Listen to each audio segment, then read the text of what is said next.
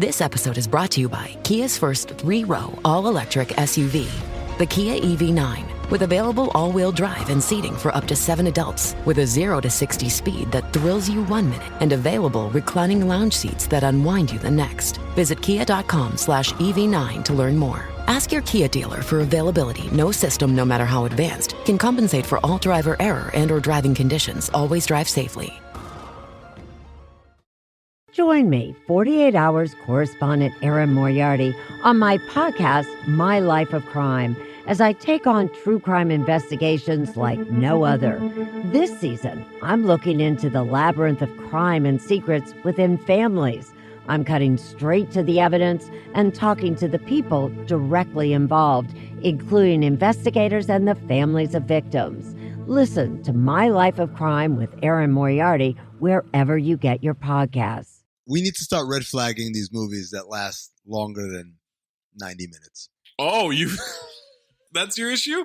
This wasn't that bad. This was like 145. It was 110 minutes, which is, like 150. Yeah, but you don't watch the credits. I don't, but it felt like the credits for the last 40 minutes of that movie. Are you saying this dragged? I am saying it dragged. Wow. I think here's an issue. I think you're just sick of watching movies at this point. Maybe. That might be it.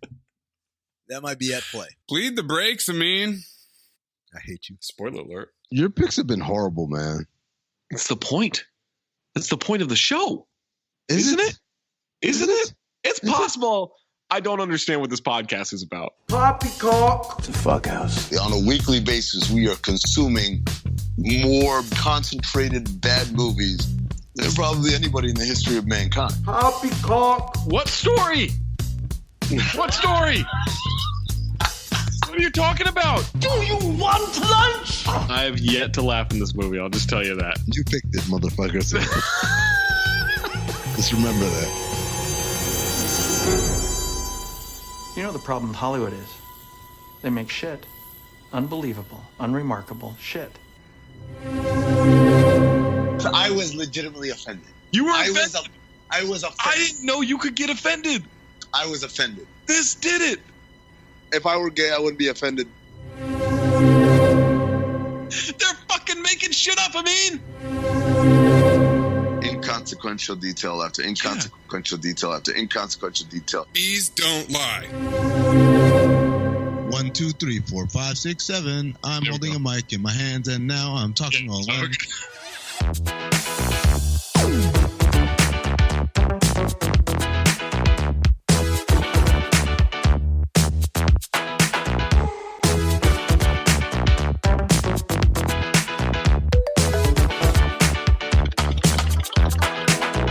Welcome to Cinephobe, the podcast where we break down the movies you're afraid to admit you love. I'm Zach Harper. That's Amin Al-Hassan. That's Anthony Mays.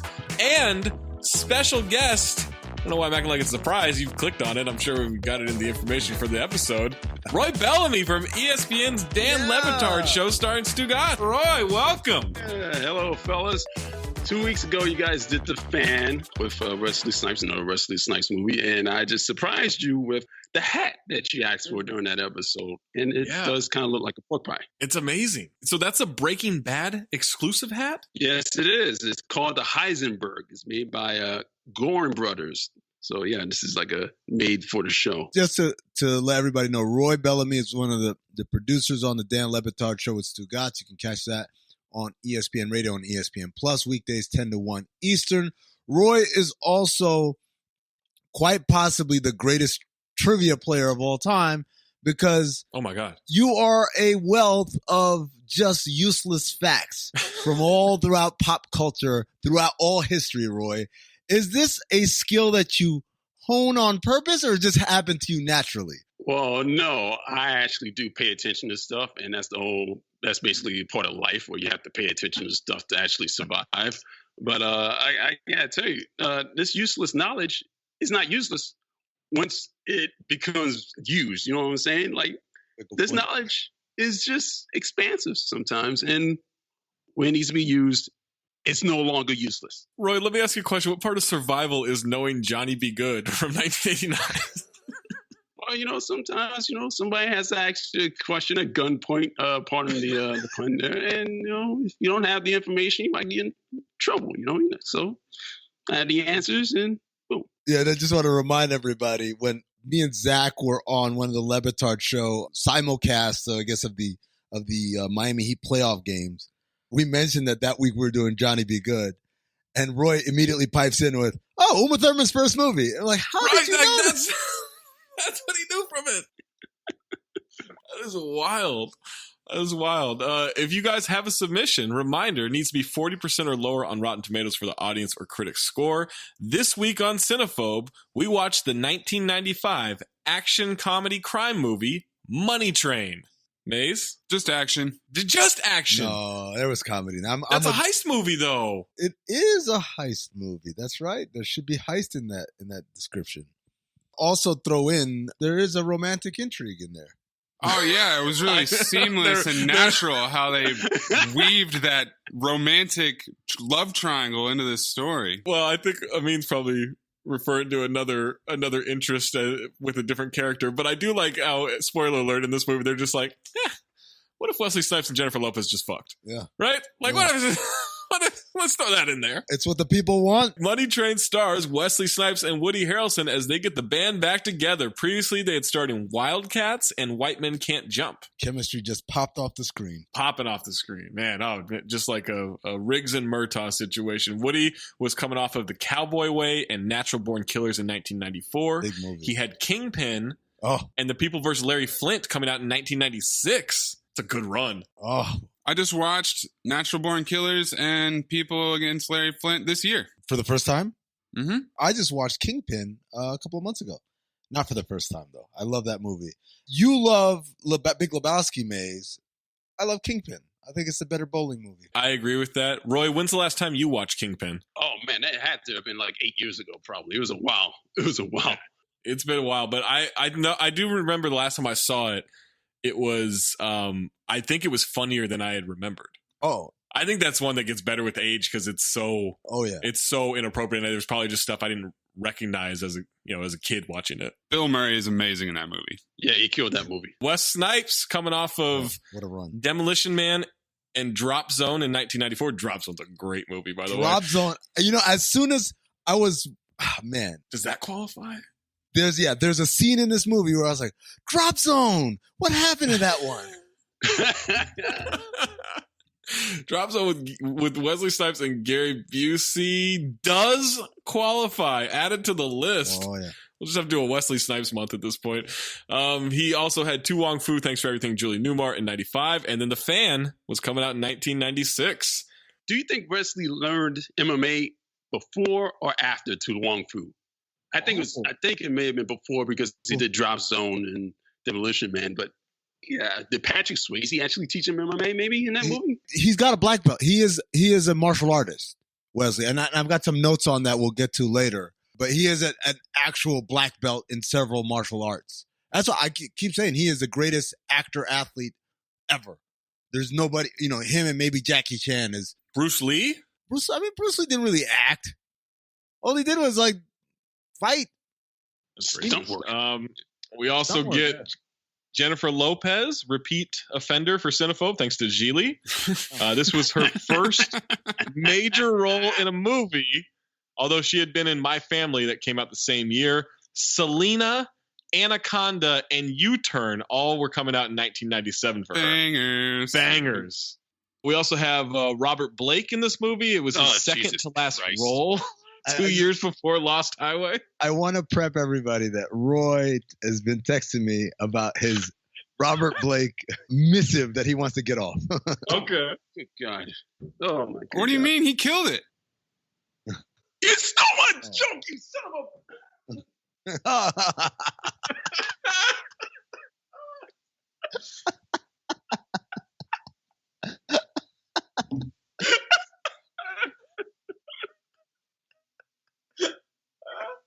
We also get Chris Cooper, who is the dad with the Nazi plates in American Beauty.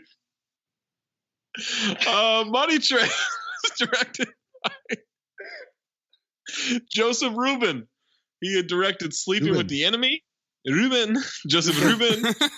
He directed Sleeping with the Enemy and The Good Son, future Cinephobe. You awful scuba? Good Son qualifies? Yes. Oh my God. We can't go through this with every movie from the 90s and 80s. I mean, these were all like The Good Son, the one with Macaulay Culkin, right? Yeah, it's like 20%. Really? Yeah. Wow. I looked it up. Wow. Doug Richardson wrote it with story and screenplay credits. He wrote Die Hard 2, Bad Boys, and Hostage. Bad Boys and Money Train in 1995. Whew, that's incredible. And then David Lowery gets a screenplay credit as well. David wrote Star Trek V, The Final Frontier, Passenger 57, and Lakeview Terrace. Always bet on black. There it is. Lowry wrote 1984's Dreamscape with Joseph Ruben, the director, and Chuck Russell, the director of I Am Wrath. Whoa, man, I got to file again. Wait, did I file that? Of course I filed that. Never mind. Synopsis for Money Train.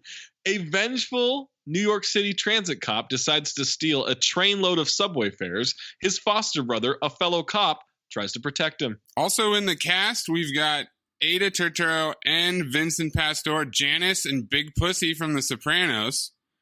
We've got repeat offender Dean Norris. Of course, is Hank from Breaking Bad, and he was in Lawnmower Man. And we also have Lawrence Gilliard, who played D'Angelo Barksdale in The Wire. That's right. We also get the guy that Amin thought played the Ripper. Yeah, Enrico Colantoni. The guy from Just Shoot Me is in this. Yeah. Yes, the guy from Just Shoot Me. Back-to-back Enrico Colantoni movies for Amin. Only for Amin, though. Tagline for Money Train. Get on or get out of the way. Okay. We have other taglines. Get on or get out of the way. It's in all caps with an exclamation point in the other one. And we got two more. If you're a criminal, stay on the train. And then, I don't know. And then last one, get on the fast track. Okay. Oh, I had one more. White men can't train. No, that's not a real train. No, that can't be one. $68 million estimated budget. Wow.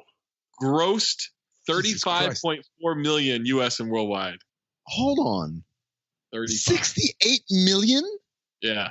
Dude, they built essentially a train station for the set. I'm Googling Jurassic Park budget. Do you care to venture? Let's start with Roy. No one look it up. Roy, did Jurassic Park, which has CGI that holds up to this day, cost more or less than Money Train? We're talking $1994. I would have to say it has to be more. I would guess probably 90 million. Zach, what do you got? More or less? I would have guessed 75 million for Jurassic Park. Maze, more or less? Jurassic Park budget or Money Train? Less. What's your number? 50 million. Jurassic Park cost $63 million to make. What? They were in Costa Rica, and they had the best CGI known to man that holds up to this day. And it cost $5 million less than Money Train. Man, Robert Blake must have been expensive. That's a lot of insurance for Robert Blake. A lot of legal fees. Yeah, a lot of legal fees. Before listening to the rest of this podcast, if you want to watch the movie, it is available on Stars, Maze. That's 2 for 2. When I pulled it up on Stars on my TV, it said you needed to be a premium subscriber. I thought I was a premium subscriber. So I tried to pull it up on my iPad. Doesn't even show up when I search for it. Finally, I got it through Amazon Prime, through my Stars subscription that runs through Amazon Prime. I don't know what it is, but if you're having trouble finding it, give it a couple of searches before you give up. I'm also seeing that the box office, the 35 million is just domestic. Yeah, it didn't have anything for worldwide. And that it made 77. Oh. It's not easy to find, but apparently this movie did make a little bit of money. IMDb's got some explaining to do with their figures then. Money Train receives 22% from critics on 32 reviews. Ooh. 32. And then Rotten Tomatoes has a 29% from the audience on over 50,000 ratings. Now, this is infuriating to me. If the critics don't like it, whatever. But, Roy, I would have thought the audience would be all over this. Yeah, I guess that chemistry from White Men Can't Jump kind of faded away. I guess nobody really asked for it. They didn't fix racism. I would have assumed that they had fixed racism in the 90s, but apparently not. Amin, Would you like the positive or the negative reviews first? You know, I'm a glass half full kind of guy. Zach, give me the positives. Wow, everybody's just thinking about the negative. Well, I think the glass is half full. Everybody thinks it's half empty. Stephen Holden of the New York Times. What's he holding? More viscerally charged than Speed and hipper than Die Hard with a Vengeance. The movie is a careening, screeching joyride that showers sparks like fireworks. He got paid. He's holding a bag that the studio gave him. Kim Williamson of Box Office Magazine. Very boring name and outlet. I can't even make a joke about it. Snipes plus Harrelson equals fun plus fireworks. I mean, it's a hell of an equation. Yeah, the math checks out, I guess. Although 2 fireworks mentions here. Were there fireworks in this movie? No. Oh, there was a fire. There was a fire. There's a fire. Yeah, a lot of fires. Spoiler alert. Kenneth Turan of the Los Angeles Times. Money Train is a by-the-numbers action buddy picture, and few directors run through those numbers as smoothly as Joseph Rubin. Are you trying too hard? Oh, boy. And then we didn't really have a lot of written positive reviews, so I had to go to the user reviews. User Amandus S. gave it 2.5 out of 5 stars. The movie is fun. The Brotherhood is fun. The action is thrilling. Jennifer Lopez is looking good. The love triangle is bad. The subway system is not accurate at all compared to real life. The ending, however, is very satisfying. Okay. Was the love triangle so bad and the subway system so inaccurate that only 2.5 out of 5 stars were given? I mean, that's the reason, obviously. It sounds like Amandus is a fan, though. I'm a New York native, and I wasn't thrown off by the subway geography. It didn't throw me off that much. User Alex K gave it 3.5 out of 5 stars. Okay film, sort of lost its way, and the ending was quite good, but apart from that, it was a very entertaining action movie. Not a coherent sentence. User it then? I like that it argues with itself without arguing with itself at the same time. Sounds like Stugatz. It does sound like Stugatz. User Yuri B gave it 4 out of 5 stars. Another Woody and Wesley classic, and Jennifer Lopez was the perfect complement to the both of them. User Patrick K, 3.5 out of 5 stars. Just came across this film, and gotta say, this is a very underrated film. In the 90s, when it came out, it didn't get the greatest reception, and has gradually got worse since then. However, in the 80s, it would have been hailed as a classic. Snipes and Harrelson are foster brothers who are also transit cops who lose their jobs and try to rob the train. It's funny and action-packed, just plainly entertaining, which makes me wish we had films like this now with a greater regularity. I agree. I think it's dead on. If you say so. I think we need more movies like this. User Rebecca R, 5 out of 5 stars. I found Jennifer a fabulous trinket in the web of this storyline. Trinket. Yeah. Like a Pandora? She's a Pandora. It was very uncomfortable. And then user Anthony B gave 3.5 out of 5 stars. It's loads of fun. Harrelson and Snipes have great chemistry and make this movie what it is. Such a shame how far down the shitter Snipes' career has gone. What? Wow, man. Like he had like Blade after this. Like he this was the prime time. I mean, the Fan comes out a year later. He's just talking about the taxes is all. It's true. Texas did come for him. All right, the negative reviews. At this point of time, my thought on critics not liking stuff is, then turn it off, you fucking weirdo. You have so many options. People who watch an entire project to hate on it, man, it is so weird to me. Brian Lowry of Variety bounces along with a lame script and inconsistent pace. Oh, so he's salty like Lowry. Rob Thomas of Capital Times, Madison, Wisconsin. A loud and truly pointless action comedy. 3 a.m. and I'm lonely. Was it loud? Rob Thomas. I don't think, like, you just... I hate you. So much. I was thinking the same joke, Maze. I just couldn't think of a song. 2 Americans? Yeah. All right. Nigel Floyd of Time Out.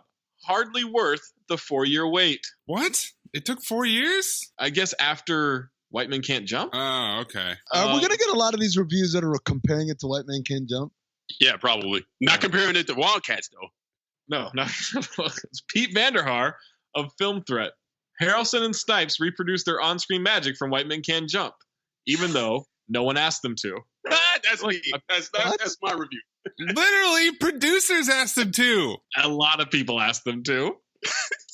Asshole. It's why this movie got made. Michael DeKina of themoviereport.com goes nowhere fast. Michael DeKina.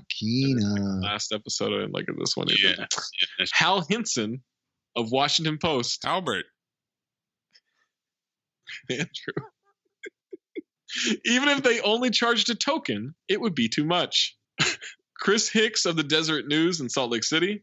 The two stars do manage to get off a couple of amusing riffs, and Snipes gets to show off some of his kung fu fighting skills, but that's hardly enough to rescue what amounts to a real mess. Jane Gunahal of the San Francisco Examiner. Gonna haul off on her if she doesn't do the right thing here. Oh boy, that's problematic. I don't think that's kind of problematic. Foreshadowing, Roy. It's foreshadowing for another scene. Pity poor Wesley Snipes and Woody Harrelson, two gifted actors who must have rotten self-esteem. Why else would they choose to be in a turkey like Money Train? What? It's the first word in that title, probably. I'm guessing. Right. User Bill S. gave it half a star out of 5 stars. Just keep mugging for the camera, guys. Get out of here. I don't want to hear any more of these people. User Barnaby S. gave 1.5 out of 5 stars. Barnaby? Dumb as dog shit. Barnaby S. Jones? Dumb as dog shit on a cake. Wow. And then a couple more user reviews just because I found them fascinating. User Eric M. gave 2 out of 5 stars. Money Train. Jennifer Lopez ruined this movie. I admit the script wasn't that great or even the story. However, with Harrelson and Snipes, they could almost keep this movie afloat with witty banter and sharp dialogue.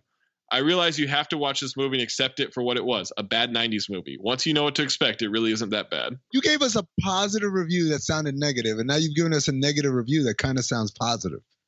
Aside from Jennifer Lopez. Right, well, there are a lot of reviews that go after Jennifer Lopez. Like, say, like, yo, she screwed this movie up. I'm like, she was fine.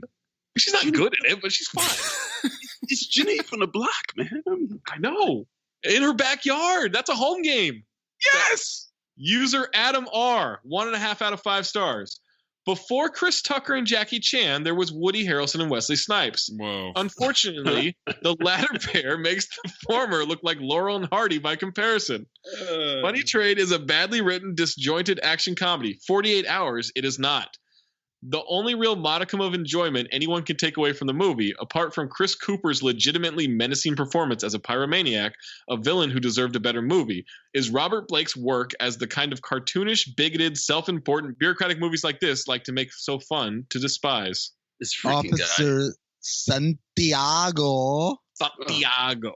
You know what? Robert Blake plays a great racist. You know? Maybe he's a method actor or something. And then the last one. This is my favorite one. Zach, that's one for out of Cinephobe. User Jose M. gave half star out of 5 stars. I saw The Money Train a while back, and I was unimpressed and bored as I figured out the writer and director's true intention, a hit action buddy film. There is really no point in the story other than me not caring as I just watched and twitching for the ending. It's hampered by a numerous cliche, bad acting, and swears. Yes, swears. However, there aren't a lot of F-bombs as I originally believed. I wanted more F-bombs in the film so I can fall back on something to complain. The film's only value is Chris Cooper's villainous character that's killed off too early in the flick. So much for that. So everybody that liked Chris Cooper's character is actually a murderer. Yes, and they hated Jennifer Lopez. What was this guy expecting? I don't know. I really don't know. More train, less buddies. More F-bombs. You gotta eat. You just do. You'll die if you don't eat. I promise you that. There's one thing I know about science. If you don't eat, you will die. And like Roman said in Too Fast, Too Furious, we hungry.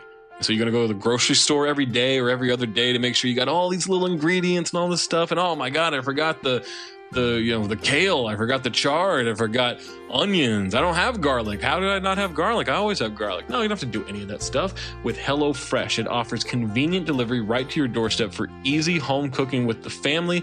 Not only that, but it's also going to give you the best variety of recipes. They got so many good things like Italian noodle soup. They've got pork burgers. They've got a plant-based protein ragu rigatoni bake. They got a hearty black bean and poblano soup for when it's cold outside. They got anything you want.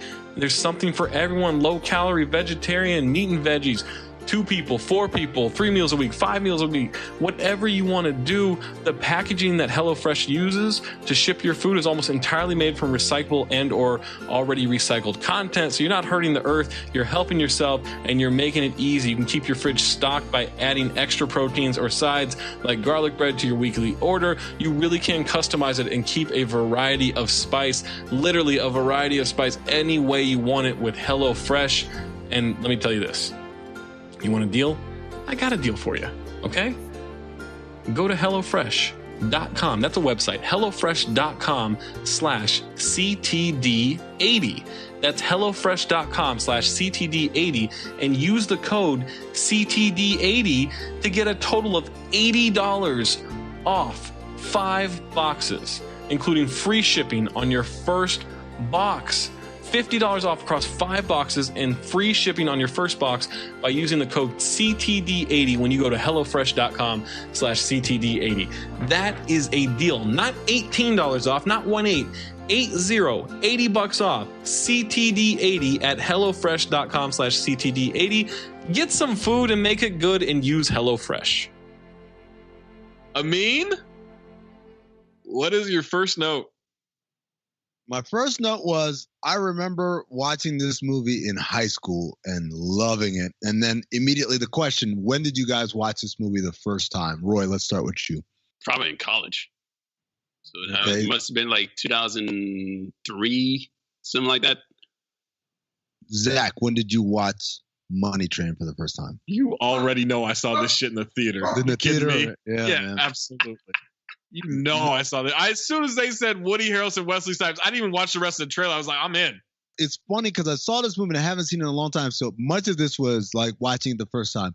But there were specific scenes and lines where I'm like, oh, I remember in high school, we just kept saying these lines. Yes. Maze, when was the first time you saw Money Train? I was today years old. Oh, you've never seen Money Train before. Then my next question, Zach, was this before or after Drop Zone? After. Finally, when I saw J-Lo, I said, oh, I knew her when she was Hey Ho. I don't know if you guys remember that Jamie Foxx stand-up. Puffy tried to roll up on me. It really wasn't him. I can't blame him. It was actually Jennifer that was mad at me. But he was just trying to come to her, honor or whatever. But, I just do jokes. This is my job. And I was doing some jokes on Saturday Night Live about, Puffy and Jennifer. And she got mad. I saw her at the Grammys. And she was upset with me. Now, I know Jennifer from In Living Color. She was the fly girl and everything like that. You know what I'm saying? We go back. You know what I'm saying? I remember before the J-Lo, I remember when it was just, hey ho. I'm serious. Don't try to front on me. I'm like, hey ho. I remember before the J-Lo, it was hey ho. Which is an amazing takedown. It made me think of, hey, J-Girl, you're a fly girl. What did Dan say? You're a fly girl now. You're a fly girl now, J-Girl. My first note. Are we starting out with Shaggy? We get Shaggy and a lot of NYC B-roll to start out this movie, and I just thought, I remember when Mr. Bombastic came out and was like a monster hit. It feels like maybe 95, 96 is when that song hit. I remember I was 95. At a friend's house for a sleepover, and the power went out, but we put batteries into his boombox and made sure that we could still listen to that CD. That's how big of a hit it was for us. Wow. There wasn't shit to do. It was like nighttime. The power went out. There were candles. Like, it was very romantic, actually. Hey, guys. Want to hear Mr. Bombastic one more time? There was no boombox in 95? Well, I mean, yeah. The CD player version, yeah. The CD player little one that everyone in college had one. That was the first thing you moved into the dorm. You had your little 2 speakers, and it's got the little CD on the top, and maybe a cassette deck also. Zach, you said lights were out, you had the candles going. Did you say it was romantic?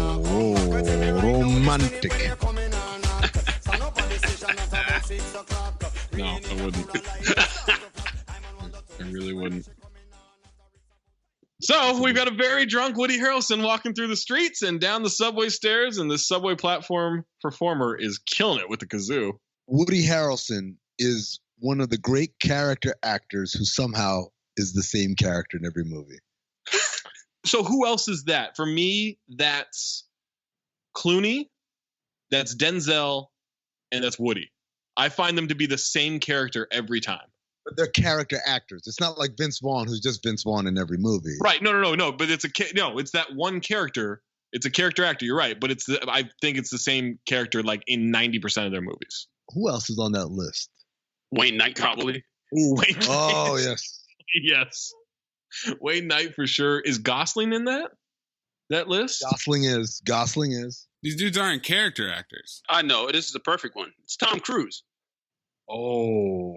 It's the cocky, whatever he is in every movie. Yeah, Tom Cruise is a good call. Yeah. Vin Diesel? No, because he's just being Vin Diesel. No, Yeah. I think I've said this on this pod before. Vin Diesel disappointed me tremendously the first time he went on Leno.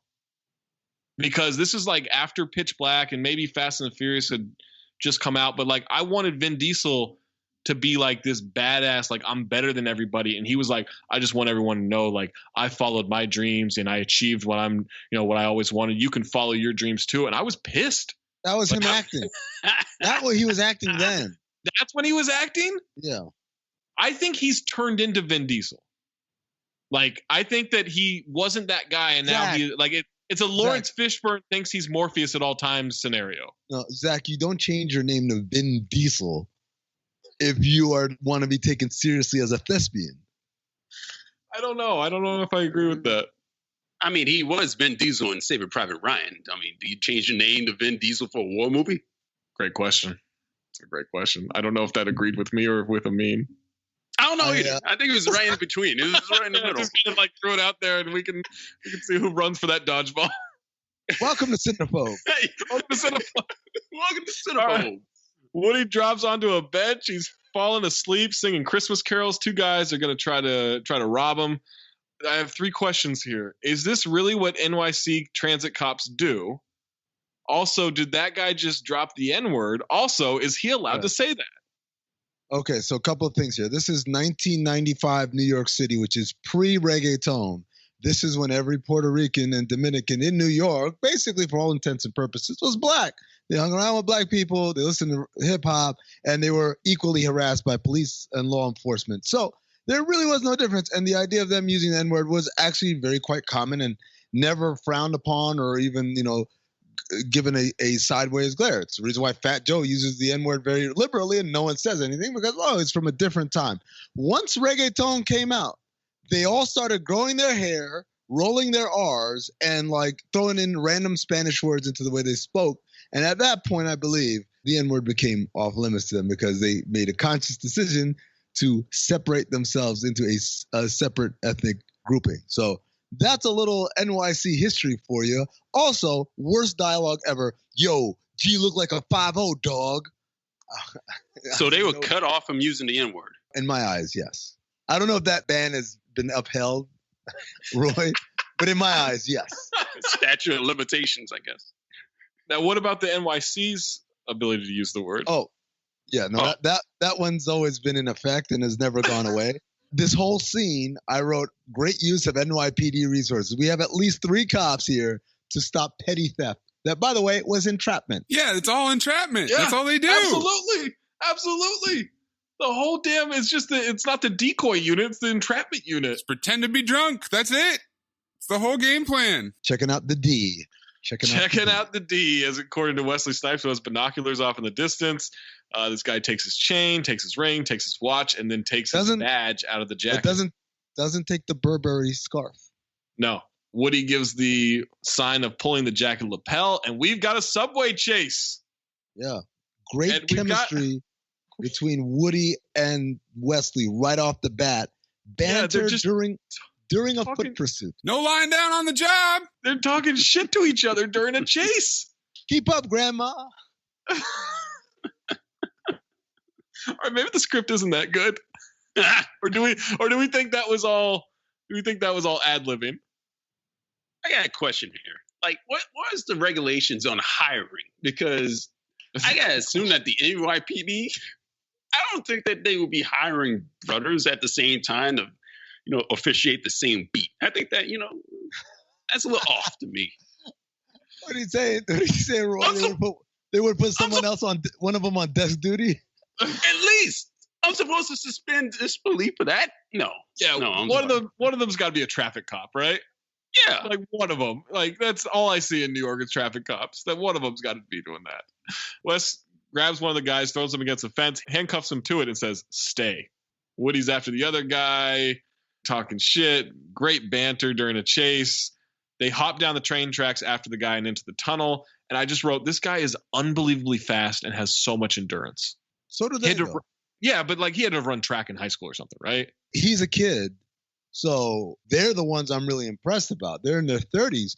He's in high school. So, I mean, he's in the prime of his endurance life right now. I asked who have been bending over tired like that white guy in that James Harrison commercial where you had to tackle him so you get paid. Yeah, that's 100% what would have been it. Robert Blake makes the control center send the money chain through the tracks anyway, even though the cops are on them. Nothing stops the money train. He said it. He said it. He said it.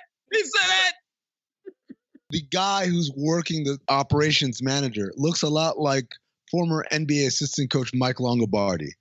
I don't know if any of you guys know who that is or what he looks like, but if you Google him, you'll see Longo looks exactly like that dude, except he's shorter. Oh, he does look like him. The train system control room is hilarious, and I definitely got faked out when Patterson, who's in like a glass office overlooking everything, calls it the revenue train. I was like, are they dancing around this? But then seconds later...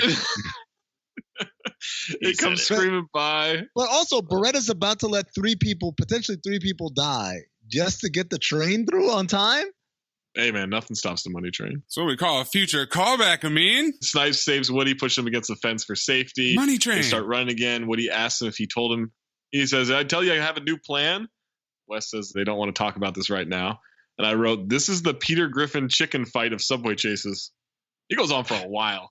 If you cut the two main chases in half, I think you get like an hour and 20-minute movie. Well, when you build a train tunnel to shoot your movie and you use it. Money train stops, guards get out, they're getting the money from the token clerks. How much money could they possibly have? Which was a question that I kind of had throughout the movie. They put a number on it later, but... I mean, yeah, this time of year, $3-4 million a day. Bags of coins from offices. So here's the thing. This is back when the subways were on a token system, so everybody was paying cash. There were no credit cards. You could not use a credit card to buy your subway fare. There was no Metro card, which is now the prevailing currency to get on the train. So you basically had to pay cash. So all these token booths were very cash-rich operations. So yeah, $3 to $4 million actually sounds about right. Bad guy keeps running towards the guards. 20th century, bitch. We used paper money to pay for our fucking subway tokens. Yeah. It was real money, not this fucking imaginary shit that y'all be playing with. Bitcoin. That guy keeps trying to get away from the transit cops. They scream to stop. He doesn't. The guards unload on him with a handgun and a machine gun to so much force, it blows him back in the air. He lit his ass up. Lit him up. In a crowded subway station. Yeah, that's another thing. There is a lot of firing guns into wildly filled public places in this movie. They recklessly fire at him in the subway. NYPD. Woody dives behind pillars and hold out their badges. Guards call them the Transit Twins. And I wrote, Wesley Snipes is low-key acting his ass off because he's so appalled the perp got shot. Yep. Like, he's stomping around. He's doing a great job. Woody was fine here, but Wes is like, man, he's getting his steps in. I'm going to tell you right now, this is one of the scenes that has resonated with me throughout the fog of memory for decades. The whole, no, you can't hit him. Why not? Because I'm going to hit him. And then like when that happened, we were like, oh, they got him. Like, it was such a cool thing in high school. It was. I was blown away. That sound effect that they used for that punch, I just like it. I thought it was a real punch. What are you saying, Roy? That sounded good to me. That's what it sounds like when you. It was obnoxiously loud and fake. I do love that the guards for the money train blame the transit twins for killing this guy. Yeah, of course. Your fault. They did lead him down there, so. And then I would love a ruling on this, Roy, but I believe a Donnybrook breaks out. Yeah, I think you're right. I think it was a Donnybrook because that was a massive fight. Massive fight. Yeah, Decoy Squad is outnumbered, but they put up a fight. Can I be devil's advocate here and say the money train cops are right? You chase this dude through transit tracks from station to station because he tried to pickpocket somebody. Yeah. Like at some point you gotta let him go. It's a chain. It's a chain and a watch and a ring. He didn't even keep it. He dropped it all. Well, probably especially when he got shot to death. My question on jurisdiction, do they have run of the entire transit system? Because, there are real precincts around, right? Not below ground, Zach. Now you're entering my world. Are you telling me below ground is essentially international waters? No. In the subway stations, the transit cops take precedent, but it's not like regular NYPD cops who just stop outside the station like, damn it, he went into the subway. We can't. It's not like follow him past state lines or something. They can go down there. It's just, there's a crime scene and all the cops show up. They're like, who's in charge of this crime scene? It's like, this is a transit cop matter or whatever. So they're all NYPD, but obviously the transit cops take precedent down there. Go to Robert Blake's office. He says, don't bleed on my chair. That report says you're brothers. You, sir, are a Negro. Wesley Snipes' reaction and mouthing of that word killed me. I thought that was great. He is white. Is somebody trying to jack me off? No, sir. Actually, we're foster brothers. Yeah, see, I ran away from this orphanage, and then... I'm sure it's a very touching story. And I was going to steal his swing. Shut up! Today, you caused my money train to arrive 46 minutes late. When my train is late, I take it as a personal sign of disrespect. The revenue collection for the entire subway system is under my direct command.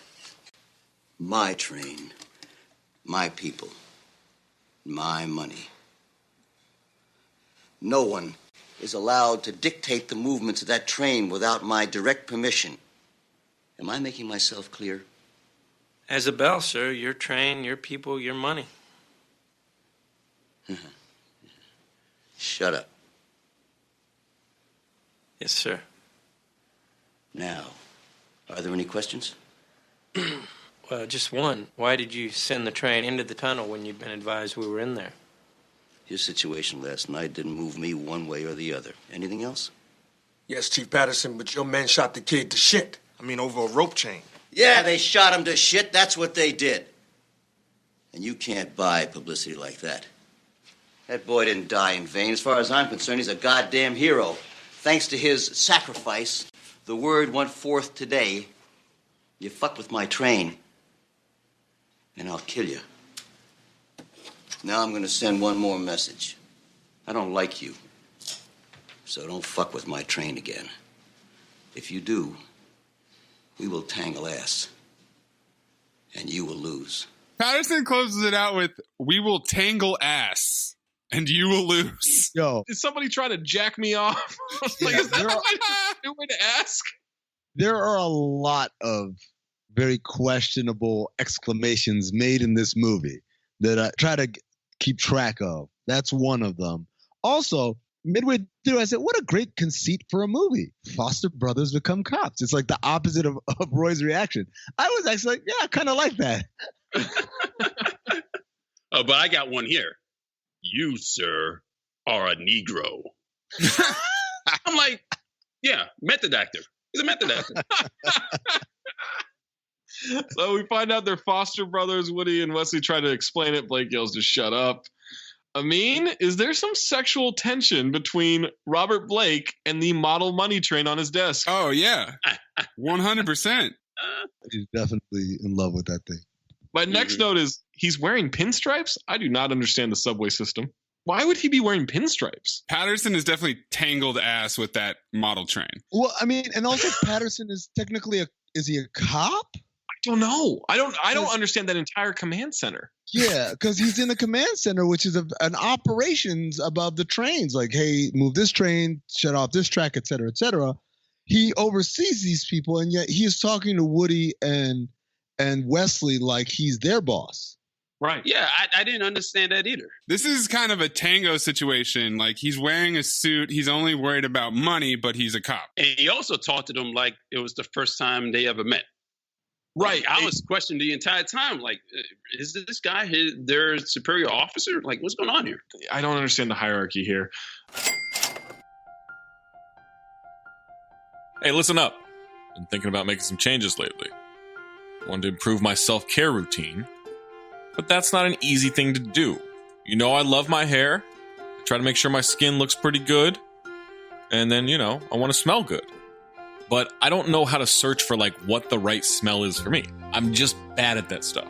Thankfully, found Hawthorne. Hawthorne, a premium tailored personal care brand that's making it easy for us to feel and smell our best. You start out with a quiz, and they ask you things like, I don't know, what's your favorite drink? Do you smoke? How do you like to spend a night out? And I'm like, am I answering a dating app questionnaire, or is this for some goods for my bathroom?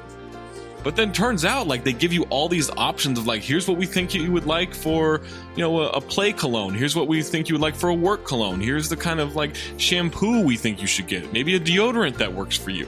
It's all kinds of stuff. So I went all out, right? I got the deodorant. I got the conditioner. I got the shampoo. I got the body wash. I got the hand wash. I got the hand lotion. I got the face lotion. I went all out. The work cologne, the play cologne. Guys, I smell amazing. All the time. If you want to upgrade your self-care routine, Hawthorne is a fun and convenient way to get super high-quality products tailored specifically for your needs. You can do one-time buying. You can sign up for a regular thing. It's super easy. Takes the risk out of it by giving you free shipping on your order and your returns. And if you don't like the products, they'll even retailer them for you based on your feedback. Do what I did. Take the Hawthorne quiz today. Get started on your personalized self-care routine by going to hawthorne.co. That's Hawthorne with an E at the end, .co, and use the promo code DINGS, that's DINGS, to get 10% off your first purchase. That's HAWTHORNE.co, promo code DINGS, Hawthorne.co, promo code DINGS. Smell better. Treat yourself. Wesley Snipes is all shoulders when he walks. You notice that? Man's man. The man's man. Says he'd like to take that precious little train. Woody says he's in. Wes says if he didn't have this badge... Hey, you say the word, I'm there. Word. We're cops, not nuns. We're not taking the train. Too late. And Woody's got the model train in his pocket. I hope he wiped that thing off first. Woody says he... Yeah, some Clorox on that. Yeah, you gotta disinfect that thing.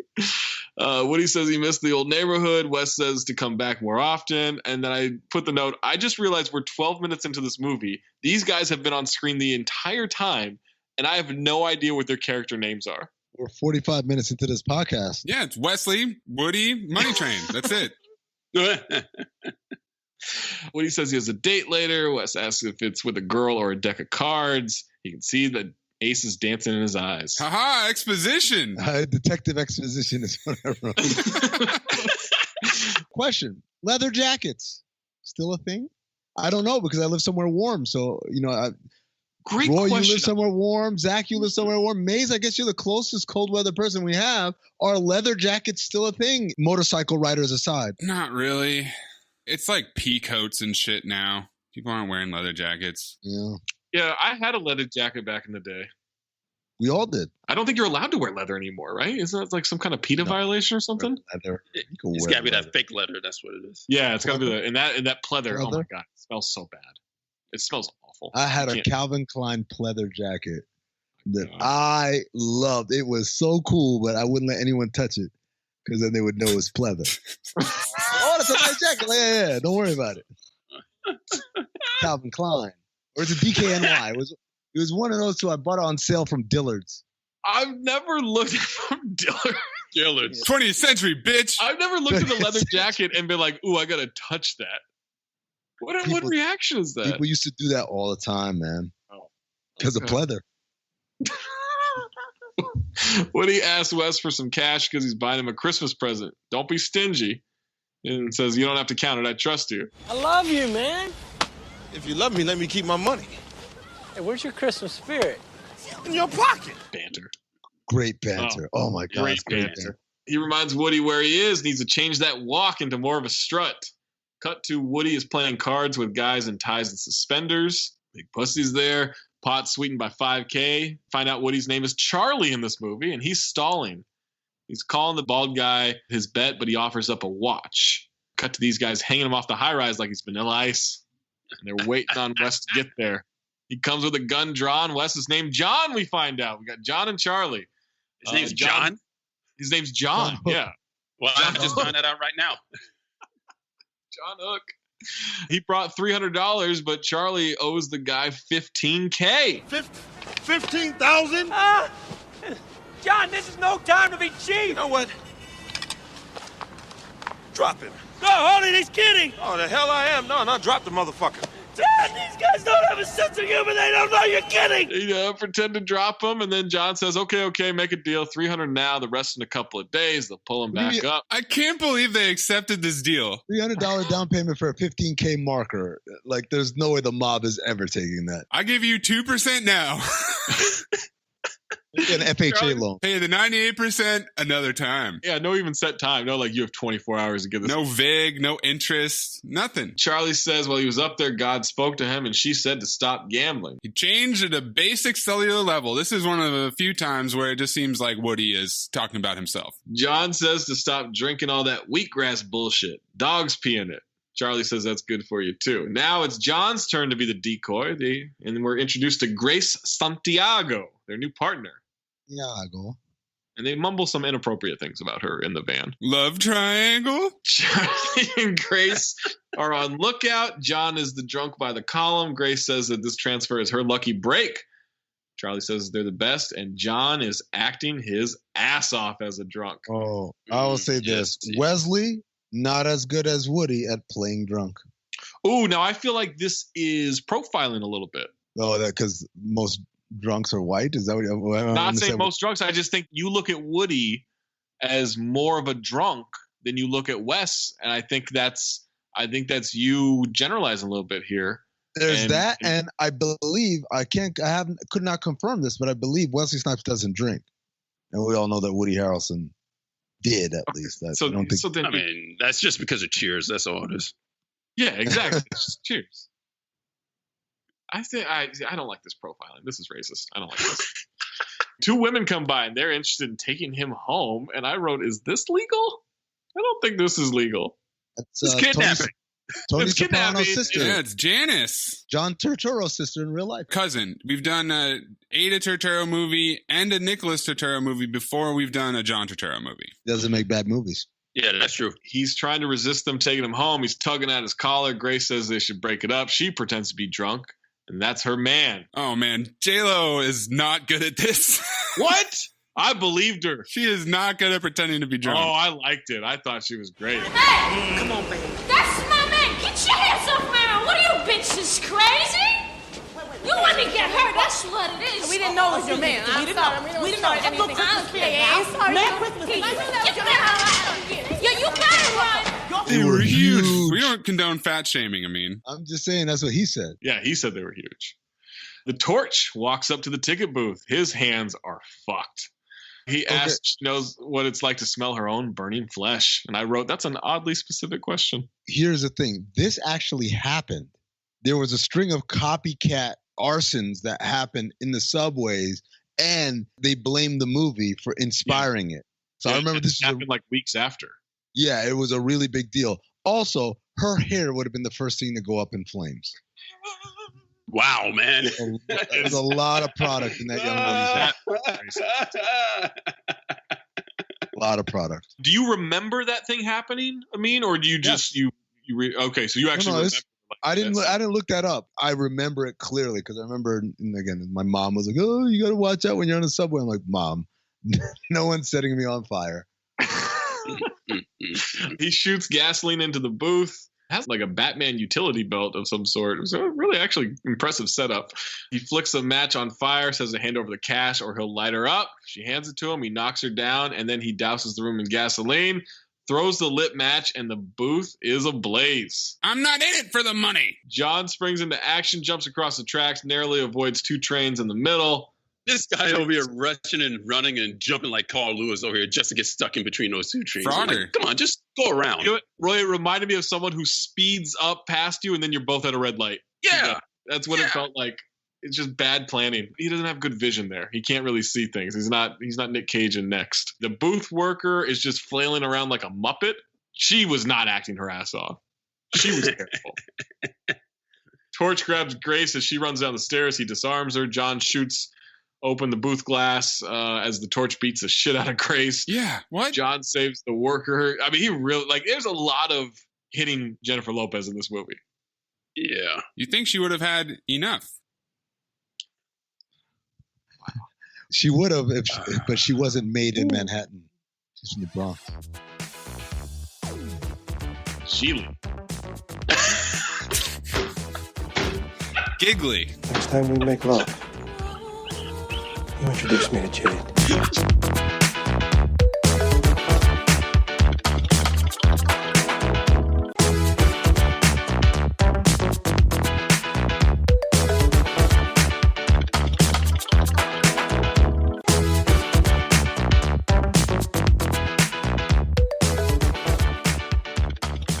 Ooh, hit the brakes on that train. We're going to stop right here as part 1 of the Cinephobe Money Train episode ends. Next week, we will have part 2 with me, with Amin, with Maze, with Roy Bellamy from The Le Batard Show with Stugatz. And we will have every bit of exciting drama as Woody and Wesley and J-Lo try to take down Robert Blake and the Money Train. Right here on Cinephobe. Make sure you're sharing. Make sure you subscribe. I don't care if you have 1 follower. I don't care if you have 1 million followers. Hit that retweet. Want you to give it a like. Want you to post it on Instagram. Want you to do all that fun promotion stuff to keep helping the podcast grow. You've done a phenomenal job supporting us so far, so please keep doing that. Make sure you unsubscribe and resubscribe. Please leave a review. If you have not left a review and you like this show, please leave a 5-star review. It helps us with the rankings and getting it in front of the spotlights and all that stuff. If you don't like the show, please leave a 5-star review. What's wrong with you? It's a holiday season. Don't be a jerk. And we'll catch you next time with episode 2 of Money Train right here on Cinephobe.